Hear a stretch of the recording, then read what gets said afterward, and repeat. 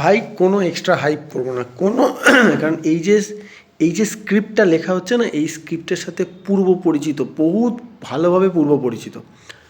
Manchester United একটা coach sec করার পরে নতুন ম্যানেজার এলে যে একটা বাউন্স ব্যাক করে, এটাকে কোনো রকমভাবে হাইপ করবো না আমি। কিন্তু আজকে ম্যানচেস্টার সিটির সাথে যে পারফরমেন্সটা ম্যানচেস্টার ইউনাইটেড করেছে, এটাকে আমি কোনো রকমভাবে আন্ডার এস্টিমেটও করবো না। আন্ডার রেটেড পারফরমেন্স এটা নয়। প্রথম কথা মানছি, ম্যানচেস্টার সিটির ফর্ম ভালো যাচ্ছিল না। ম্যানচেস্টার সিটি লাস্ট 4টে ম্যাচে এখনও প্রিমিয়ার লিগে জিততে পারেনি, তো আর্সেনালের থেকে পয়েন্টে অনেকটা পিছিয়ে পড়েছে। কিন্তু এটাও মানতে হবে যে ম্যানচেস্টার ইউনাইটেড যে ডামাডোলটার মধ্যে দিয়ে যাচ্ছে, সেই ডামাডোলটা কিন্তু ম্যানচেস্টার সিটিকে সহ্য করতে হচ্ছে না। তাদের একটা স্টেবিলিটি আছে, তাদের একটা সিস্টেম চলছে। তো এখন আজকের যে ম্যাচটা আমরা দেখলাম, দেখুন প্রথম কথা আমাদের কপাল, মানে ম্যানচেস্টার ইউনাইটেড সাপোর্টারদের যে কপালটা, সেই কপালটা ভয়ঙ্কর। বাই দ্য ওয়ে, এই জার্সিটা দেখে কেউ ভাববেন না যে আমি ম্যানচেস্টার সিটি সাপোর্টার বলে এই জার্সিটা পরেছিলাম। এটা আমার নতুন নেওয়া, তাই এটা নেওয়া মানে পরে আমি ভিডিওটা করছি। আবার এটা ভেবে বসবেন না যে স্কাই ব্লু কেন পড়েছি, বিকজ ম্যানচেস্টার ইজ রেড। যাই হোক, যেটা বলছিলাম, ইউনাইটেড আজকে যে পারফরমেন্সটা, মানে কপাল যেটাকে বলে, আজ ইউনাইটেড ওই ওল্ড ট্র্যাফোর্ডে যে 6 গোল খেয়েছিল, 6-1 রেজাল্ট যেটা মনে আছে, সেটা ফেরত দিয়ে দিতে পারতো আজকে। ভাই আজকে ফেরত দিয়ে দেওয়ার একদম মোক্ষম দিন ছিল। আজকে ম্যাচের শেষে এরমভাবে 5 বা 6 দেখিয়ে হতেই পারতো না ভাই। আজকে যে অফসাইডে 2টো গোল ক্যান্সেল হয়েছে, একদম মানে হালকা অফসাইড প্রথম কথা। সেকেন্ড হচ্ছে 2টো বারে 2টো গোল অসম্ভব রকমভাবে একটা গোল মিস করেছে ক্যাশেমিরো সারা জীবনে এই গোল কোনোদিন আর মিস করবে না, আগেও করেনি। ডোনারুমা পড়ে গেছিলো, পাটা উঠেছিল, সেইখানে বলটা মেরেছে। বাবুমোর 2টো শট দুর্দান্ত সেভ করেছে Donnarumma. So Manchester United totally deserve করে। কেউ যদি এটা মনে করে না যে বল পজিশন 60% রেখেছিল বলেই ম্যানচেস্টার সিটি ডমিনেট করছিল, না। মাইকেল ক্যারিকের আজকে টিম সিলেকশন থেকে একটা জিনিস বুঝে গেছিলাম, নো প্রেসিং, পেশেন্স গেম, বল পাবে কাউন্টার। বিকজ ম্যানচেস্টার সিটির যে খেলার ধরন, সেটা আমরা সবাই জানি। তারা পাস করতে করতে একটা টাইমের পর হাইলাইন, বিকজ তারা পাস করতে করতে পুরো অপোনেন্ট হাফে চলে যায়। ডিফেন্স লাইনটাও হাফ লাইন ক্রস করে, মিডফিল্ড ক্রস করে একদম অপোনেন্ট হাফে চলে আসে। তো ইউনাইটেড যে গোলগুলো ক্রিয়েট করলো, যে কটা চান্স ক্রিয়েট করেছে, 2টো কর্নার থেকে, আর বাকি সব কটাই কাউন্টার অ্যাটাকে Manchester United still one of the best team. আমি এখনও মনে করি এই যে মাইকেল ক্যারিক যে যেভাবে টিমটা সাজাচ্ছে না, সেখানে counter attacking football against big teams Manchester will be ruthless. যদি কেউ ইউনাইটেডকে হালকা নিয়েছে, তাহলে প্রবলেম আছে। এই গোটা সিজনটা ইউনাইটেড মোটেও খারাপ ফুটবল খেলছে না, এটা আমরা সবাই জানি। রুবেন অ্যামোরিমের টাইমে এতটা নেগেটিভ মিডিয়া এজেন্ডা তৈরি করেছিল, মিডিয়া এত নেগেটিভ নিউজ দেখাচ্ছিল, বাট অতটা খারাপ ইউনাইটেড খেলেনি। আজকে যে পারফরমেন্সটা, সেটা কিন্তু রুবেন অ্যামোরিমের এই টিমটারই পারফরমেন্স। হতে পারে ট্যাকটিক্স ওয়াইজ একটু মাইকেল ক্যারিক ডিফারেন্ট অ্যাপ্রোচ করেছে, সেফটি ফার্স্ট, বাট দরকার আছে।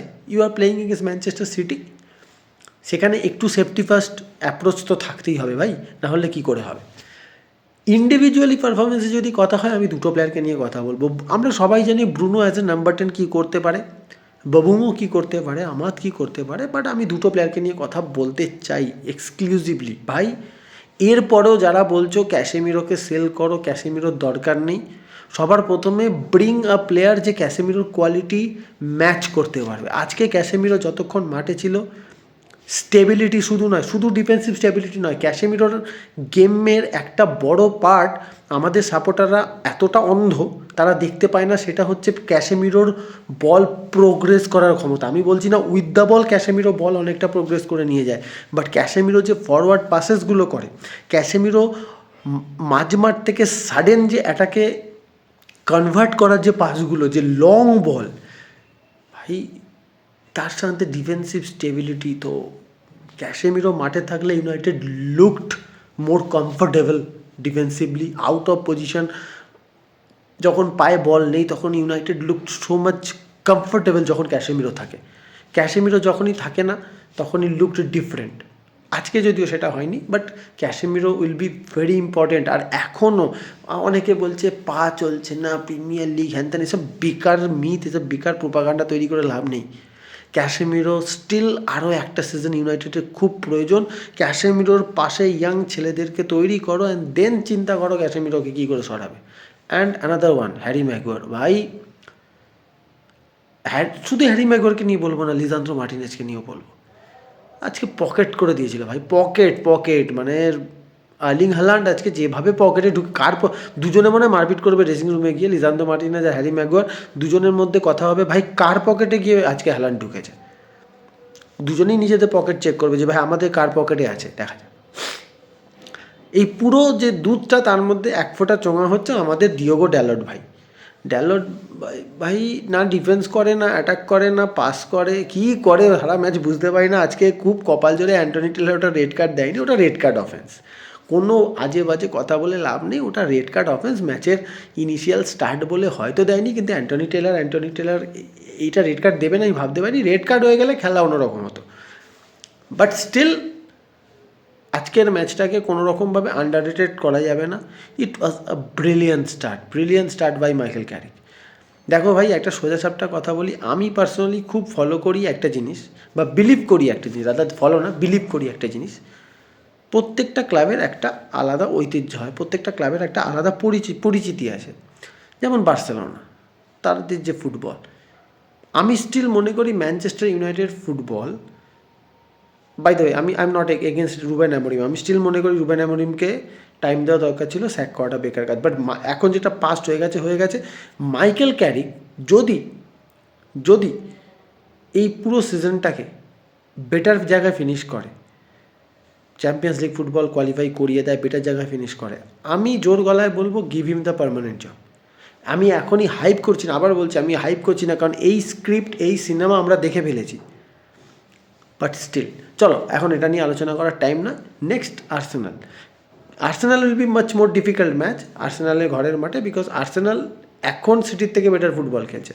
কিন্তু আজকের ম্যাচে ভাই Bruno, I love you as number 10, Kobbie Mainoo good.